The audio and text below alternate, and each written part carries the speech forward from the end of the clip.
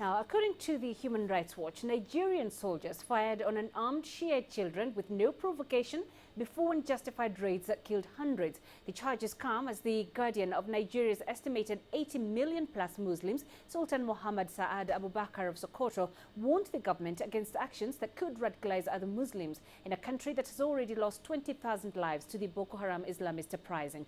Human Rights Watch said on Wednesday it doubts the Nigerian military's version of events, which claims that raids over 3 days on 3 Shiite locations in northern Zaria town followed an attempted assassination of the army chief. If you really look at the military version of the events, the military argues that the members of the sect were trying to assassinate the army chief of staff. But if you really look deeper into the version of events as laid out by the military, it does not really stack up. All right, let's get more details on this. Deji Badmas joins us now live from Lagos. Deji, what is the government's reaction to this report by the Human Rights Watch?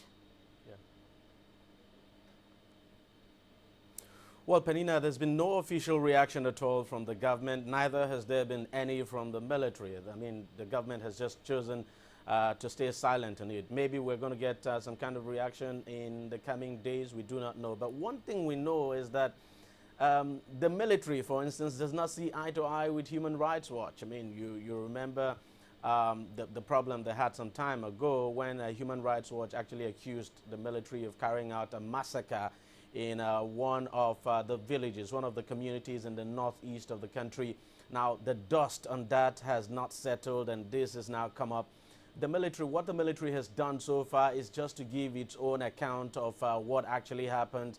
The military continues to maintain that the Shiite sect tried to assassinate the chief of army staff, and that senior officers tried as much as possible to negotiate with the sect members to allow the convoy of the chief of army staff to go through that area where the spiritual headquarters of the Shiite sect is, but that the members refused to budge, and that when they started throwing stones and petrol bombs at the convoy of the chief of army staff, the military decided, in line with its rules of engagement, to engage these members. So we just have to wait and see. But one thing we do know is that the Human Rights Commission in Nigeria has actually begun investigating this.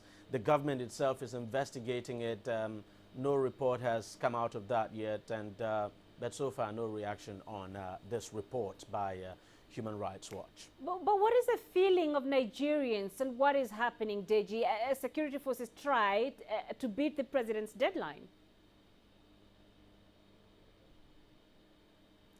Well, let me tell you something. This government has come out to say security forces have met the deadline. So it's not a question of whether security forces will be able to meet the December 31st deadline. The Minister of Information, Lai Mohammed, actually addressed senior editors in Lagos yesterday, and he made it clear that the military has met that deadline. Not quite long ago, about 2 or 3 weeks ago, the Minister of Information went to some communities in the northeast of the country, in Borno State to be precise. He went with about 33 journalists, both foreign and local, took them to some of the areas that had been all the areas, as a matter of fact, that have been liberated.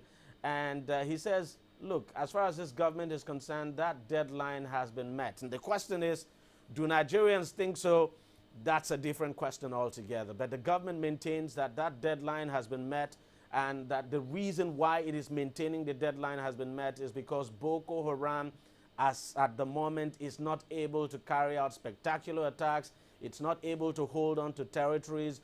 That there's no territory as we speak today that Boko Haram is holding on to. That so you can as well say that the military has met the deadline. That what you have at the moment is the occasional suicide bombings that Boko Haram carries out. Now, the government is insisting that that is what you would expect to see in an insurgency, that it's an asymmetrical warfare, and that even in places like Colombia, where, you know, the FARC insurgency was declared dead a long time ago, you still have, you know, occasional bombings here and there. And so that you just cannot say that Nigeria has, I mean, the military now has not met that deadline. So the government insists the military has met the deadline.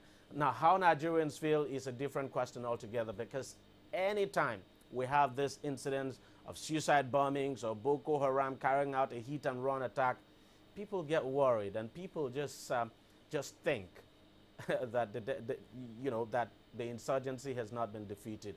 I think not until we have a complete, probably stop of cessation now of all these bombings, it will be difficult for people to actually believe that this insurgency is over. But the government insists the military has met the deadline and that we may continue to have this attack on soft targets, but that the military has effectively defeated Boko Haram. Penina? All right, Deji, thanks very much for those insights. Deji Batmas live there in Lagos. Well, let's stay in Nigeria, where the battle against Islamist militant group Boko Haram is set to intensify. This is after the United Kingdom pledged to increase the number of troops in the operation and also send in a Royal Air Force training team to help their Nigerian counterparts. This comes as the Buhari deadline to end the insurgency draws closer. It's been almost 7 years since the insurgency began in northeastern Nigeria. Scores have lost their lives and hundreds of thousands displaced by the now ISIL-affiliated Boko Haram. Chad, Niger and Cameroon are part of the countries that have set up shop trying to counter the group's terror activities. But now those efforts just got a much-needed shot in the arm. The United Kingdom is in plans to step up its support to the Nigerian armed forces, as announced during its Defense Secretary's visit to Nigeria. The move, which involves an increase in British troops and also a new Royal Air Force training team to help the Nigerian Air Force, has been well received by many across the country. The visit of the British Minister of State for Defense is well overdue. Traditionally, Britain and Nigeria have always been very close when it came to traditional matters. If we go back in history, we'll realize that the Nigerian army was initially run by the British, and so was the Air Force and the Navy.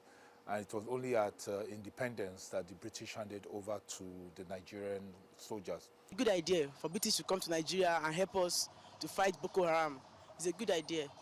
I like the idea, so that they teach some Nigerian soldiers some things they don't know about fighting the Boko Harams.